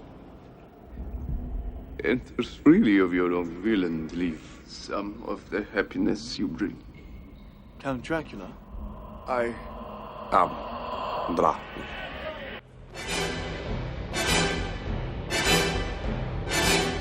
Porque si hay algo que parece representar ahí el vampiro, es la energía de lo sexual, que sexualiza todo aquello con lo que toma contacto. En la novela, y así también como en la película, que es sin duda una de las adaptaciones más fiel también, la novela de Bram Stoker, aquello que despierta y toma contacto con su sexualidad reprimida son los personajes femeninos, mientras que los personajes masculinos ven esto como una amenaza, algo que debe ser eliminado o exorcizado. Es como si este despertar de esa sexualidad femenina independiente en el marco de una sociedad victoriana en decadencia despertara y desatara el pánico generalizado en el ámbito de lo masculino. De hecho, para ilustrar esto y para ilustrar también el papel reaccionario que de alguna manera juega la figura de Van Helsing, que es el encargado, por supuesto, de exorcizar todo esto, hay un diálogo que tiene lugar más o menos a mitad de la película, que tiene que ver con la primera aparición de Van Helsing, donde él está dando una suerte de conferencia en un círculo médico. Y dice así: el vampiro tropical de las Pampas debe consumir 10 veces su peso en sangre fresca cada día, o sus propias células de sangre mueren, encantadora sabandija. Y la sangre y las enfermedades de la sangre, como la sífilis, son lo que nos interesa. El mismo nombre, enfermedades venéreas, enfermedades de Venus, se refiere a su origen divino. Tiene que ver con ese problema sexual que perturba a la ética y a los ideales de la civilización cristiana. They are involved in that sex problem about which the ethics and ideals of Christian civilization are concerned. De hecho, la civilización y la civilización han avanzado juntas. Y de ahí, casi que vamos directamente a una escena en la cual Lucy, que es la amiga de Mina, se encuentra recostada y donde está casi dando lugar a la exaltación de todos sus placeres y deseos sexuales. Ella está casi agonizando en placer en su cama, rodeada de un grupo de hombres preocupados por esa situación, preocupados por esa condición, quienes la observan a ella casi como si fuera Regan del Exorcista de William Friedkin, y como si estuviera a punto de ocurrir y a tener lugar en ese espacio un exorcismo, que es nuevamente el exorcismo de la sexualidad femenina. De hecho, Mina, en una escena de la película, se refiere a Lucy como todo aquello a lo cual ella aspira y quiere ser, pero que no puede ser por las presiones de la sociedad del Londres victoriano en el cual ella se encuentra. En una serie de cartas que ella le está escribiendo a Jonathan Harker, dice: ojalá yo fuera tan hermosa y adorada como ella. Lucy is a pure and virtuous girl, but I admit that her free way of speaking shocks me sometimes. Jonathan says it is a defect of the aristocracy that they say what they please. The truth is that I admire Lucy, and I'm not surprised that men flock around her. I wish I were as pretty and as adored as she.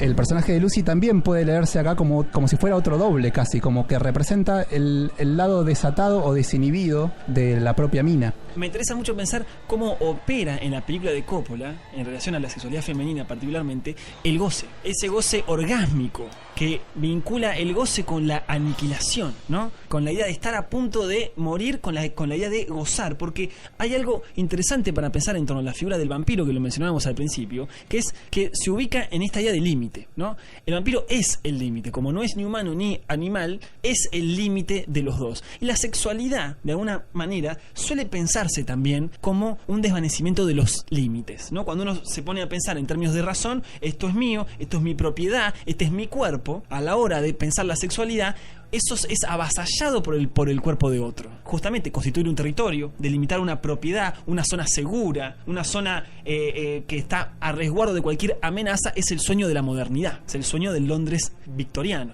Sí, pero que esa frontera también se empieza a desdibujar en la medida en que esa atracción o ese contacto con el otro está mediado por un deseo de lo sexual. Que en la película de Coppola, en la novela de Bram Stoker, esa atracción de, por ejemplo, el personaje de Mina se identifica con una atracción hacia lo monstruoso, hacia la bestia. Sí, es clara, digamos, la figura de los vampiros como la figura de los vampiros como llenos de deseo siempre, de un deseo que no es lineal, de una seducción que tampoco es lineal, que va mutando esa seducción, y digamos, ahí el lugar, un poco retomando lo que decías, Richard, que ocupa el deseo, ese deseo por la sangre y ese deseo por la seducción, en cierta manera lo termina animalizando y rompiendo su límite y su disfraz humano en esa manera. Justamente porque es seductor en tanto que es otro. En tanto que es otro, digo, en el sentido que en tanto que es animal, en tanto que es monstruoso, en tanto que es distinto, en tanto que es bárbaro. Porque justamente hay algo que dice Barthes, el filósofo francés, que dice: no hay goce sin desvanecimiento de los límites. Justamente ese otro, el cuerpo del otro en la sexualidad, en este caso del vampiro, lo que viene justamente a confundir y a erosionar toda pretensión de control. Y eso que se vive con terror es también algo que se puede llegar a vivir con goce. Digo, encontramos, si se quiere, la famosa distinción de Nietzsche entre lo apolíneo y lo dionisíaco, ¿no? Lo apolíneo vinculado al orden, a lo estable, a la permanencia, y lo dionisíaco a la locura, al caos, a la fiesta, a la cuestión más orgiástica. Entonces, cómo de alguna manera se va erosionando toda pretensión apolínea en relación a la identidad, y el vampiro viene a simbolizar eso. Y es muy interesante la estrategia de seducción que suele tener Drácula particularmente, porque él que tiene esta habilidad de la metamorfosis, que no siempre se cumplió en sus adaptaciones cinematográficas, ¿no? No solo se puede convertir en murciélago, se puede convertir en lobo, se puede convertir en ratas, se puede convertir en niebla. Digo, esa cuestión cambiante que Epstein asocia a las potencias demoníacas, a las potencias del diablo, es también lo que termina construyendo una seducción en la cual la seducida, porque suelen ser mujeres, de alguna manera Drácula no avasalla la voluntad de ellas, sino que las va manipulando para que sean ellas mismas las que terminan por desear ser sacrificadas. Pero digo, la película está centrada también en una época, que es la época victoriana, es la sociedad victoriana en decadencia, en la cual los impulsos sexuales estaban para ser resistidos, ¿no? Y creo que Foucault habla un poco sobre esto también en la historia de la sexualidad. Y esa presión social constante que provoca también una disociación enorme entre el rostro de lo público y el ámbito de lo privado, quizás más que en cualquier otra época en la historia. Imagínense si hoy está presente y hoy la sexualidad se trata y se conversa casi como si fuera un tema clandestino. Imagínense cómo era entonces en la época victoriana. Esa presión social constante define también esos traumas sexuales y la manifestación de esa sexualidad reprimida en los personajes, y sobre todo en el personaje de Mina, que me parece ahí que es central. Por ejemplo, no sé, una cuestión ilustrativa: al encontrarse con Mina, Van Helsing le dice: me has dado esperanza de que hay aún mujeres buenas para hacer la vida feliz, buenas mujeres cuyas vidas y verdades pueden ser buenas lecciones para los niños. Imagínense lo que eso tiene, digo, de represivo, digo, en términos simbólicos, ¿no? En términos de marcar un devenir y un deber ser también en esos personajes, enclaustrados en determinadas posturas que deben preservarse y sostenerse de cara a lo público. La entrada de la nueva mujer, por ejemplo, en la era victoriana, feminista en algún punto y sexualmente independiente, indica también el cambio de roles de las mujeres en relación a la ubicación de los hombres. Y el tema está presente para mí a lo largo de toda la novela de Drácula. De hecho, Karen Boland Waters escribe y dice: la independencia sexual de la nueva mujer la hizo particularmente problemática para el orden patriarcal. Y yo creo que eso es lo que se está evidenciando también en la película, en la película y en la novela de Drácula. Hay una constante también agresividad hacia la mujer por parte de los personajes masculinos. Van Helsing, por ejemplo, habla de Lucy y se refiere a ella como si fuera como una ramera del infierno. So guard her well, otherwise your precious Lucy will become a bitch of the devil. A whore of darkness. Lucy is not a random victim attacked by mere accident, you understand? No. She is a willing recruit, a breathless follower, a wanton follower. I dare say, a devoted disciple. She is the devil's concubine. ¿No? Utiliza directamente esos términos, haciendo referencia a su condición también de ser sexualmente independiente. Como, bueno, no podemos permitir eso. Esa sexualidad, ya no latente, sino que ha comenzado a manifestarse, tiene que ser eliminada y tiene que ser exorcizada. Los personajes, esta tropa encabezada por Van Helsing, en la película aparecen retratados como si fueran una campaña inquisitoria. Sí, son la Inquisición. Sí, son conservadores. Son profundamente conservadores en una unión, en un frente único entre la ciencia y la modernidad de la ciencia, esto que vos mencionabas anteriormente, de cómo la sexualidad pasa a ser un tema de ciencia, vinculado también a la superstición religiosa. Porque Van Helsing va quemando vampiros, los va asesinando, pero con una cruz en su mano. El nombre de la ciencia, pero siempre ostentando y levantando y erigiendo en alza la cruz. Por eso, digamos, en las interpretaciones cinematográficas, tanto cinematográficas como literarias, puede haber dos vertientes, digamos, en torno a la figura del vampiro. Por un lado, puede ser una figura que desafía el orden social existente y, por tanto, es una figura contra la cual se puede afirmar la bondad y la moralidad del status quo. Esa sería una interpretación. O sea, el vampiro intenta romper con la normalidad, pero la conclusión en la historia es que se tiene que volver al restablecimiento de esa normalidad. Y por otro lado, una lectura alternativa que permite al vampiro, digamos, romper con ese orden, con ese status quo, mirar como una figura hacia el futuro y que por eso debe ser eliminada y se presenta ahí como una amenaza. Y ese sería el mal, digamos.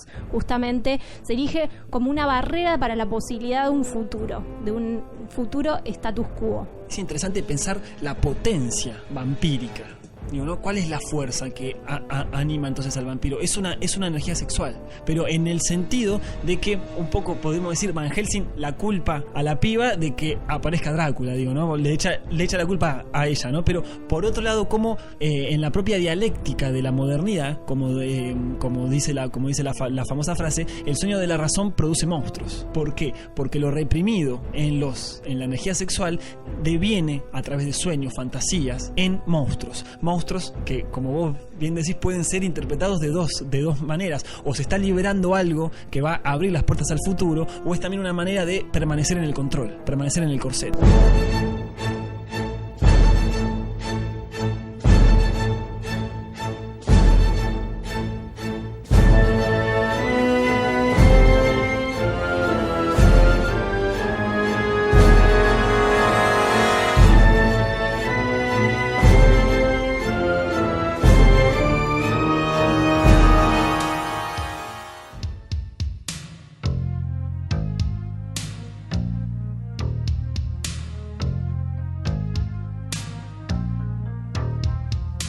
Y abandonamos los castillos y las catacumbas para adentrarnos en, parafraseando el título de la película de John Huston, La jungla de asfalto.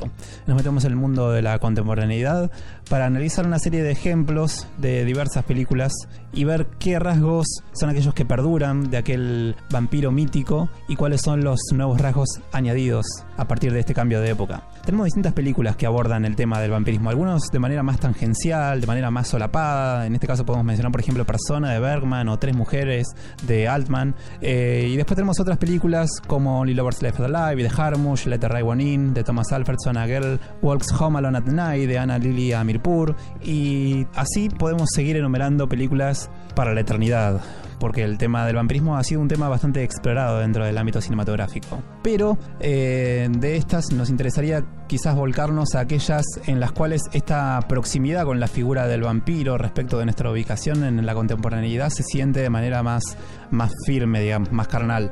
Fright Night de Tom Holland del año 1985 de alguna manera ejemplifica esto que tiene que ver con la llegada, el aterrizaje de estas figuras al mundo de lo moderno. O sea, básicamente se trata de un pibe que descubre que uno de sus vecinos, que su nuevo vecino, es un vampiro. What are you talking about? He's a vampire.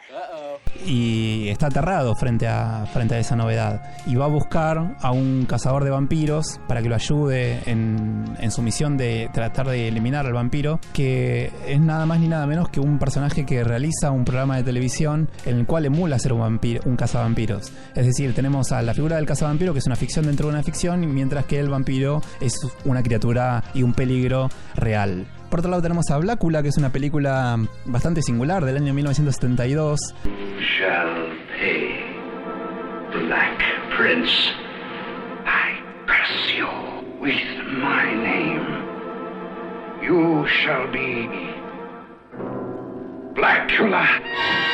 Blackula, que dio después pie a una serie de producciones que está dirigida por William Crane. La película va de un príncipe africano que va a Transilvania para pedirle al conde Drácula que le ayude a combatir el tráfico de esclavos. El conde, por supuesto, no quiere saber nada con esto y lo vampiriza. Y para después nos trasladamos inmediatamente a la época actual, donde hay un par de propietarios de negocios, de decoración, que deciden trasladar todo ese mobiliario en el castillo a Los Ángeles. Y con ello, por supuesto, también al sarcófago en el cual reposa este Drácula africano. Blácula.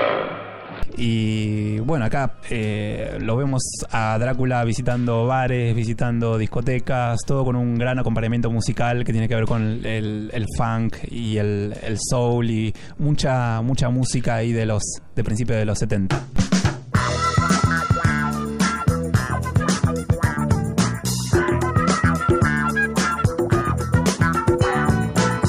Primera figura muy interesante es Martin, de George Romero, que es una película del año 1977 y que ya hemos mencionado en el primer capítulo de este podcast por esta cuestión de vincularlo a las monstruosidades contemporáneas, ¿no?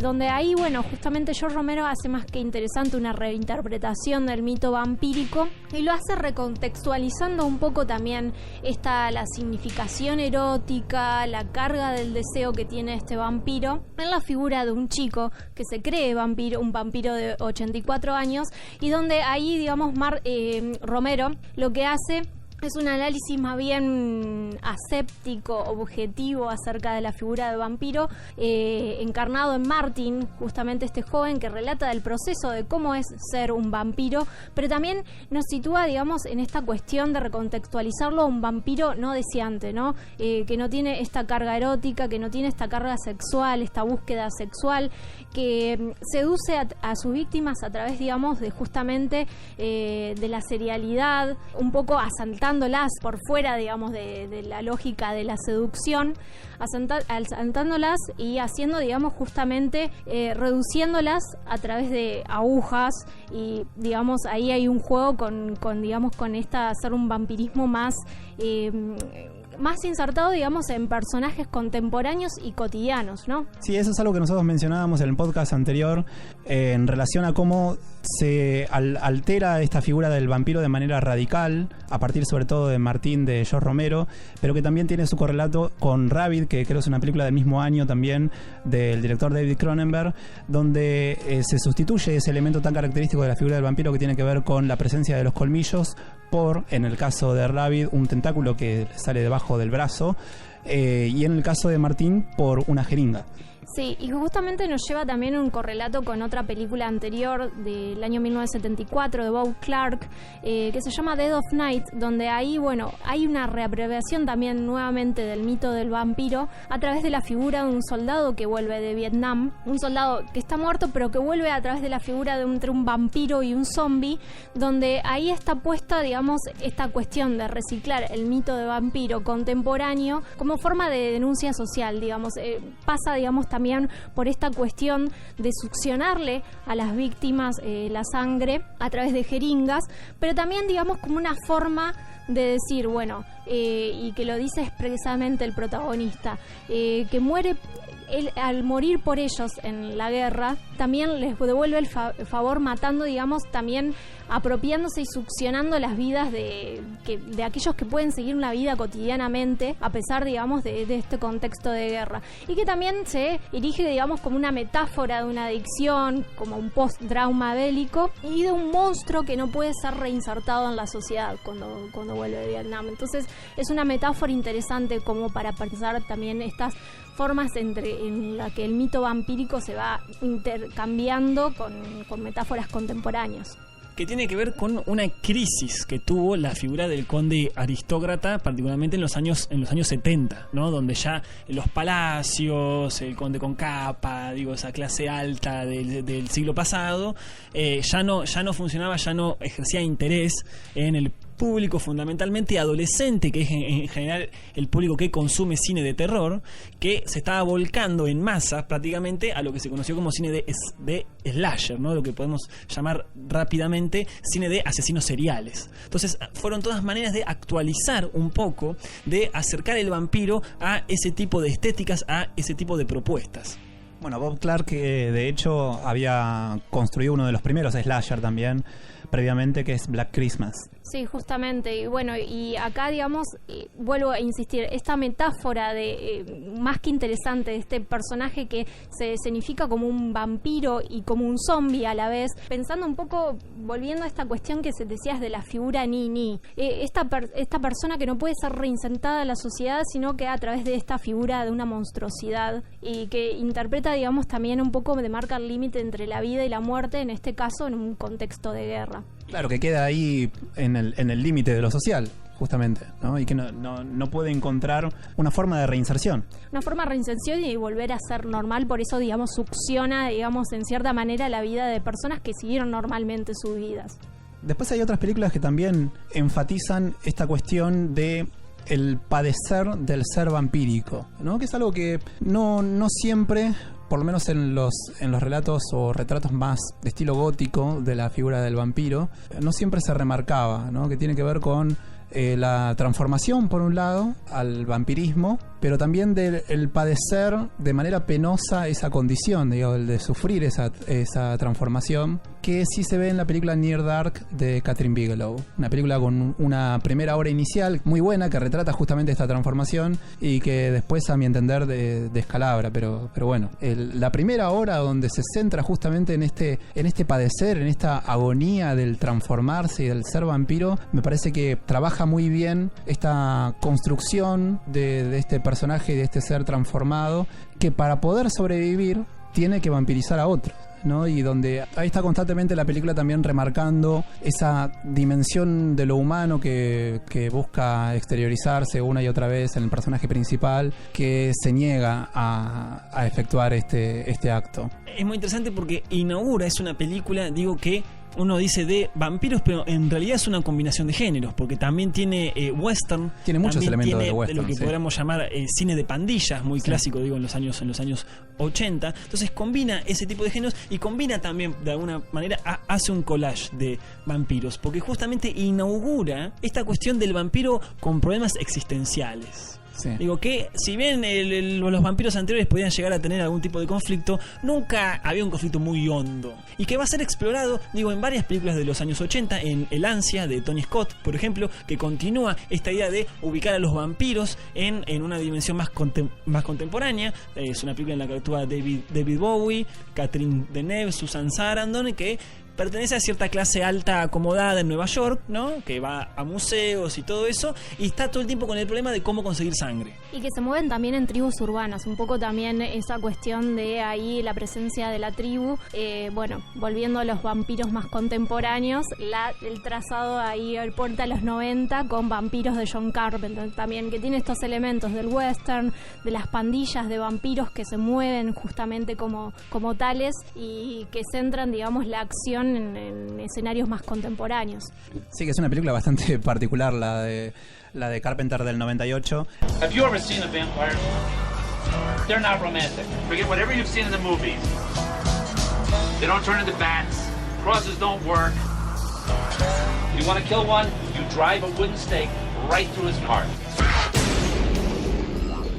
Que está protagonizada por James Wood y nos narra la historia de un equipo de exterminadores vampíricos que está financiado por la Iglesia Católica, liderados por Jack Crow, que es el personaje que está interpretado por James Wood, que es una verdadera rareza la película, porque es una película de vampiros por un lado, pero es también un spaghetti western, es una road movie, ¿no? Es un poco de todo, eso. Sí, justamente es una película lamentablemente poco bien ponderada de Carpenter. Y que nosotros defendemos a muerte. Sí, nosotros defendemos a muerte, porque además mezcla magistralmente, yo digo, esta cuestión que vos decías, un poco de los géneros como el western, y del cual, digamos, Carpenter bebió mucho, y sobre todo su fanatismo por Howard Hawks. Sí, que en Near Dark de Catherine Bigelow también está esta cuestión de fusionar esta ambientación western con la temática de los vampiros y demás. De hecho, y las pandillas. La película tiene muchas escenas así de carretera. Ellos van en una especie también de casa rodante, que es como si fuera casi La Diligencia en la película de John Ford y demás. Pero creo que es esta película la que logra combinar, digamos, esta cuestión de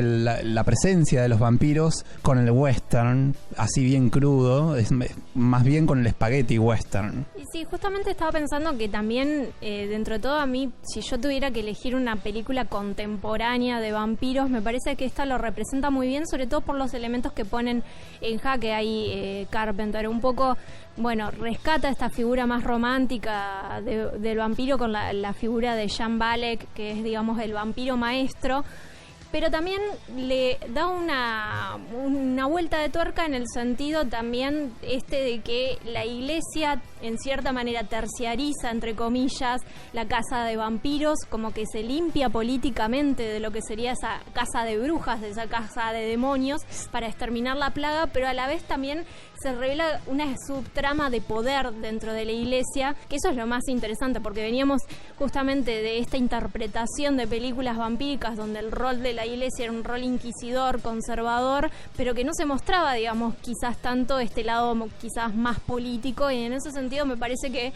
Carpenter, como siempre, te juega, digamos, con una película que mezcla un poco el western, pero a la vez, digamos, te dio una lectura política en ese sentido. Sí, ahí la iglesia en la película aparece como una institución súper corrupta, decadente, que encima contrata para cazar vampiros a estos tipos que son unos impresentables, ¿no? Que son unos mercenarios a los cuales lo único que les interesa es la guita. Que hacen fiestas privadas después de cada casa, que sí, eso como está representado ahí en la película. Y la película tiene también otras particularidades muy interesantes que tienen que ver con cómo son los refugios de estos vampiros, ¿no? Que duermen en nidos, que duermen todos juntos, entonces hay como un sentido de comunidad también entre los vampiros. Ya el vampiro deja de ser esa figura, ¿no?, individual, bien identificable, para pasar a desarrollar este tipo de vida colectiva, ¿no? De hecho, un poco la labor de James Wood y su equipo es identificar, ver dónde están estos nidos para ir y quemarlos a plena luz del día.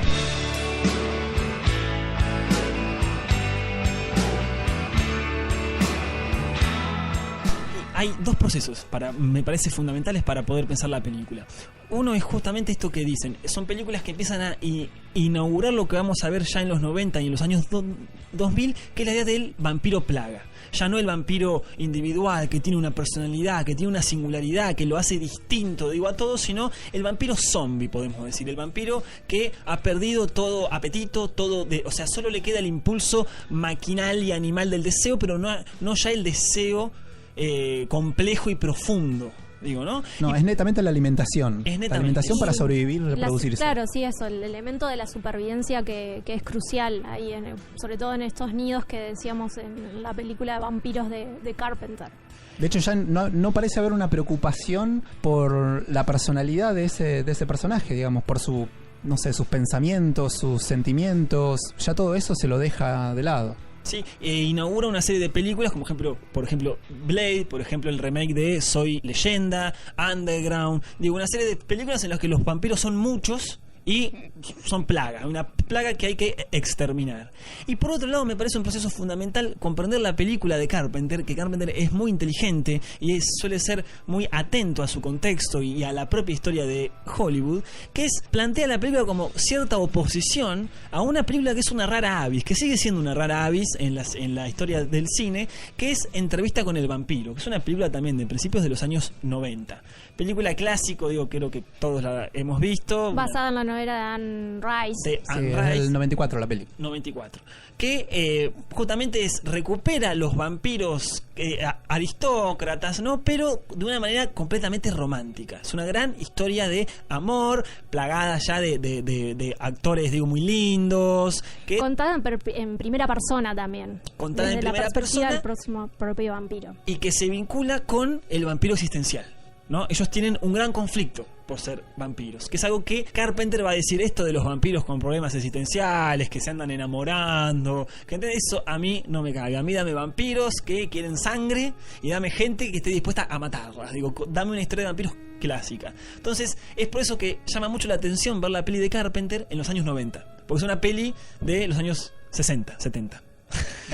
Hecha por supuesto con otros medios, otras técnicas. Claro, creo que de hecho el último vampiro casi existencialista es la remake de Nosferatu de Werner Herzog del año 79, que un poco ahí sí ahonda, digamos, en esta cuestión de la figura de un Nosferatu más existencialista y su relación con la preeminencia de la eternidad y de la muerte como un problema más que un alivio.